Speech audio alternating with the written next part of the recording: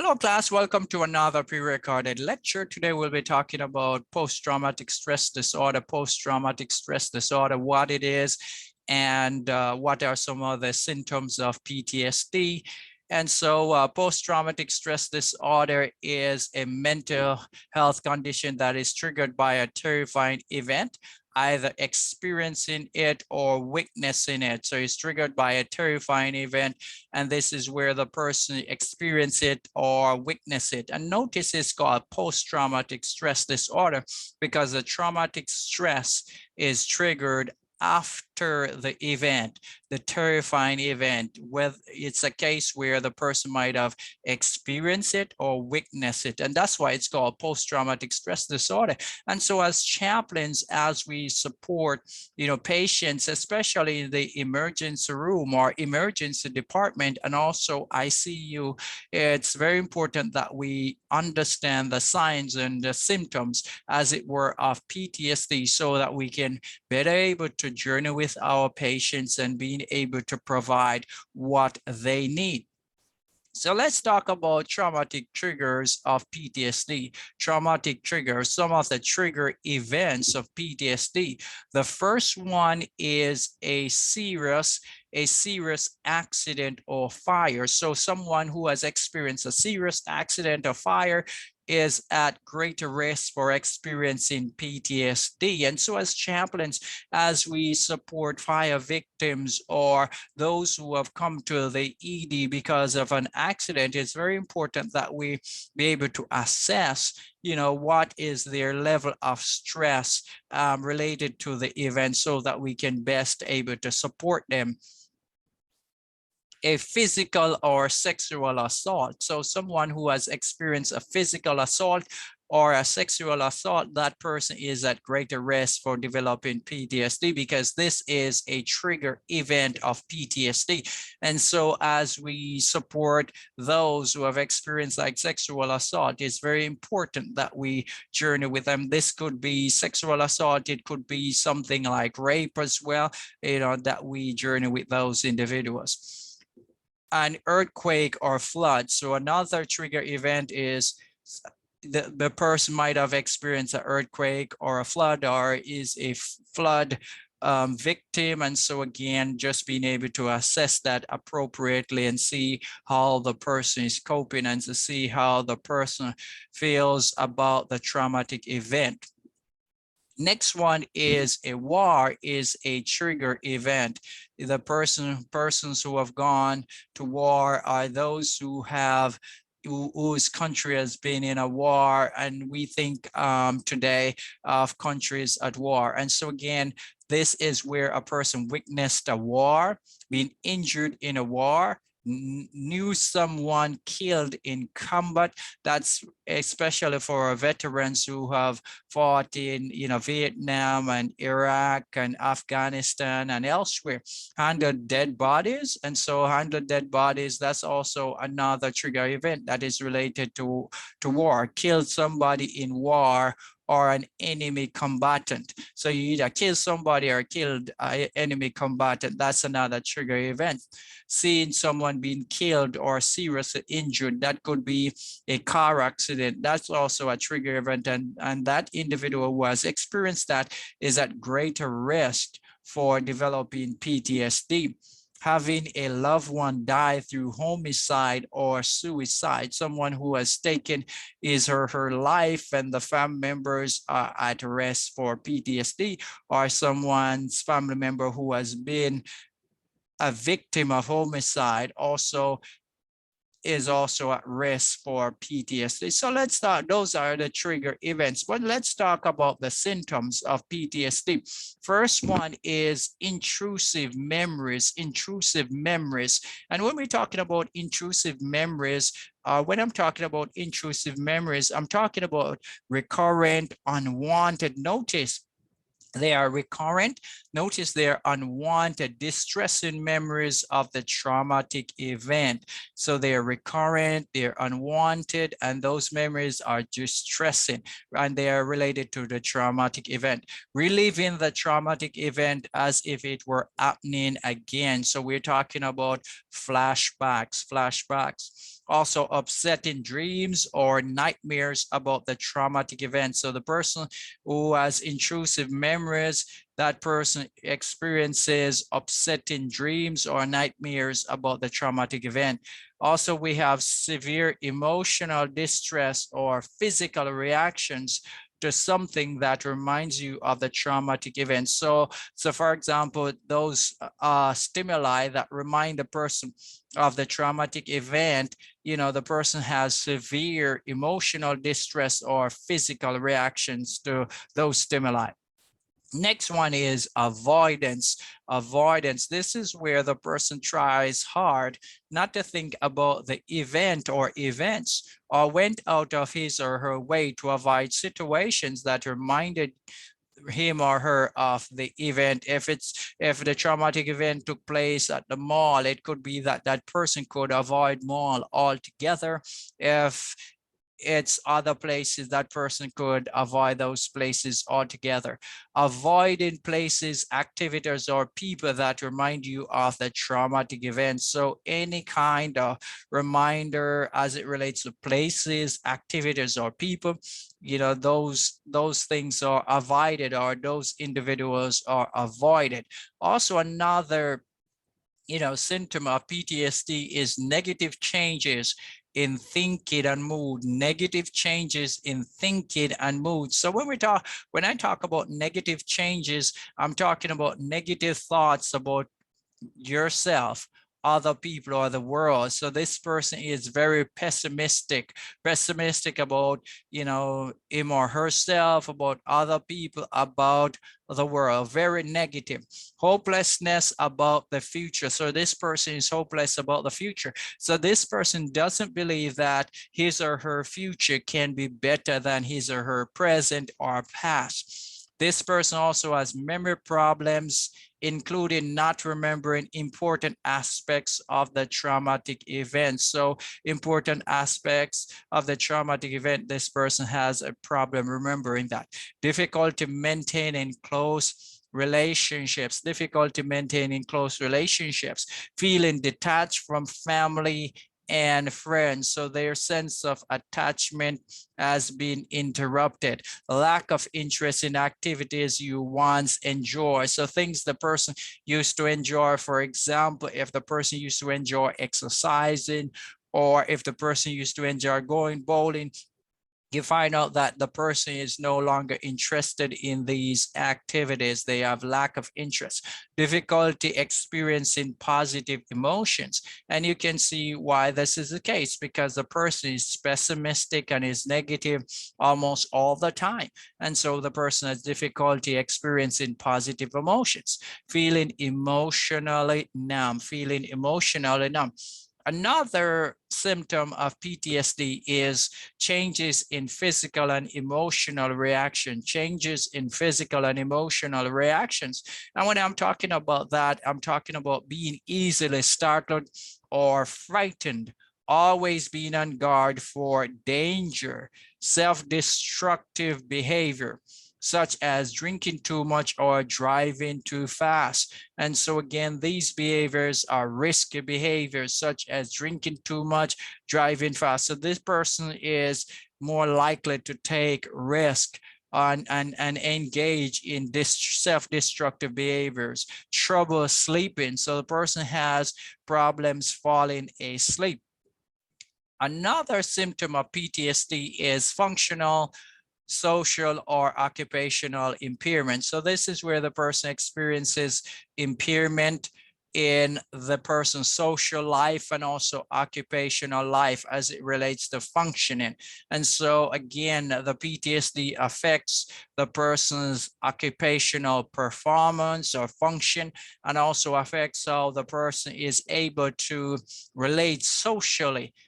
Another symptom is significant disruption in normal life pursuits. And so again, this person has significant disruption in being able to pursue normal life goals.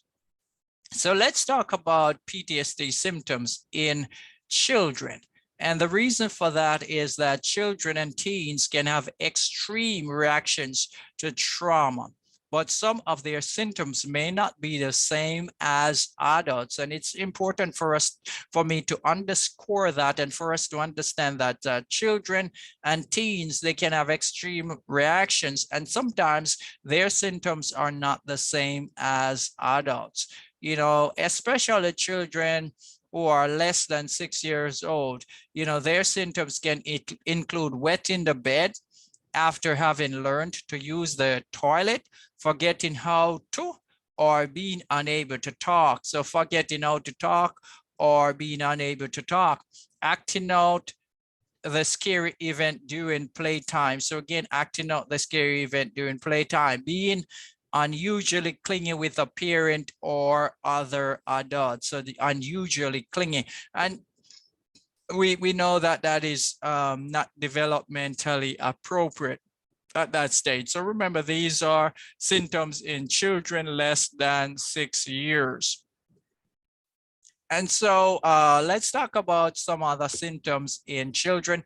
Acting out the trauma repeatedly in play, because what we do know is that play is the language of children. And so their number one language is play. And so for them, they generally act out what they have experienced in play. And so it's very important that as chaplains, as we work with children, especially on our pediatric floors and pediatric units, especially, you know, pediatric ICU, it's very important that we understand these things. Also, limited play. So not just only acting out in play, but the person has limited play. And this is unusual and not based on developmental stages. So limited play, so the person doesn't play as much as she or he would normally play. Also, what we also see is social withdrawal. So the person has been withdrawn and does not engage. The child has been withdrawn and does not engage in social activity as much. And for teenagers, we're talking about misuse of alcohol and other substances. In adolescents, so misuse of alcohol and other substances. And so as we support those who are experiencing trauma, those who have experienced trauma, it's very important that we know exactly how to come alongside those individuals and support them. And so what can we do as chaplains? I'd like to share with us the 6 principles of trauma-informed care.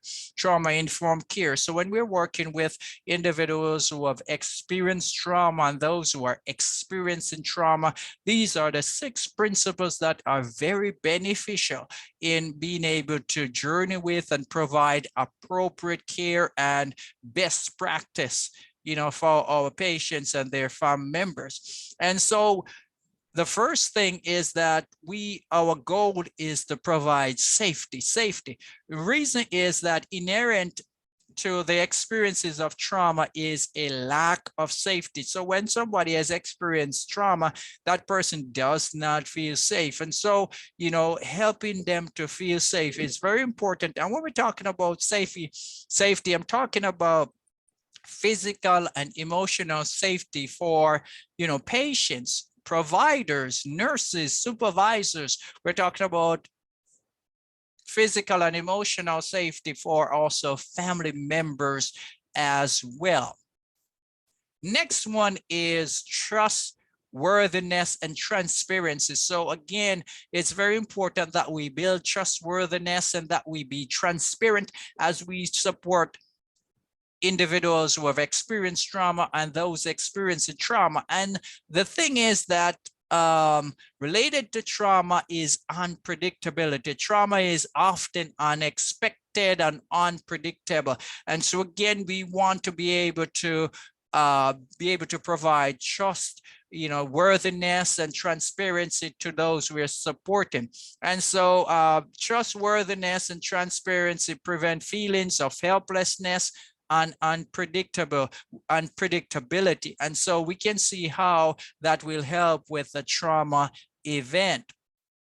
Next is peer support, peer support, peer support. And the reason why this is important is that when we're talking about trauma, individuals normally feel alone. Trauma survivors often feel alone or crazy, feel like, you know, something is wrong or that they're losing it. And so for us as chaplains, peer support is important, you know, provide guidance and support from someone with lived experience. And so if we can get them to a place where maybe it could be a trauma support group, or if it's a case where, you know, we have, you know, resources that we can share with them where they can talk to someone who has had a lived experience, that can be really helpful as well. Or we can just journey with them and provide that support. Also, collaboration and mutuality, because with trauma, individuals generally feel overwhelmed. Experiences of confusion and being overwhelmed is related to trauma. And so as chaplains, what we want to do is to collaborate and establish mutuality. You know, don't make patients navigate the healthcare system alone or continue retelling their story. No, we want to make sure we establish collaboration and mutuality. If it's a case where you can share what the person has shared with you with the next caregiver, then go right ahead and do that, so that the person doesn't have to tell everyone he or she meets the trauma event over and over. Next one is empowerment, voice, and choice. Empowerment, voice, and choice is the reason why this is important again, is because with trauma, individuals normally feel powerless. Inherent to trauma is feeling unsafe, out of control, and a lack of power. And so we want to make sure we empower them, we'll give them their voice and give them choice. And so empower, you know, our patients and their family members to foster a self of control and autonomy. You know, let them make, you know, little decisions, or let them make decisions that will help them to regain their sense of autonomy and be in control of things. The next one, as it relates to trauma, is cultural humility. Cultural humility. Trauma is not a contextual. What I mean by that is not occurring in, relating to, determined by, or conforming to a particular culture. So trauma does not relate to a particular culture. Everyone experiences trauma differently. Trauma is best understood in the context it takes place. And so again, intersectional oppression, for example, is a example. And so it's very important that we have cultural humility, because what happens in one culture doesn't necessarily happen the same way in another culture. And so establishing cultural humility is very important. Meanings and symbols likely vary across culture, gender, race, historical, and socio-political context. So again, meanings and symbols. So the meaning that somebody is assigning to probably a traumatic event might be different, and the symbols being used to describe that event might be different. And so cultural humility is important. And so as chaplains, it's very important when it comes to culture that we adopt the posture of a learner and being able to come alongside and let the patient or family members teach us as it relates to how we can walk with them in, you know, culturally appropriate ways. And so again, as we support our patients and their family members and even team members, you know, understanding, you know, PTSD and the trigger events and the symptoms, and what we can do as it relates to the 6 principles of trauma-informed care. I hope that this was helpful, and that this will help you provide more appropriate care as we journey with those who are experiencing PTSD. Thanks for joining today. Have a wonderful evening.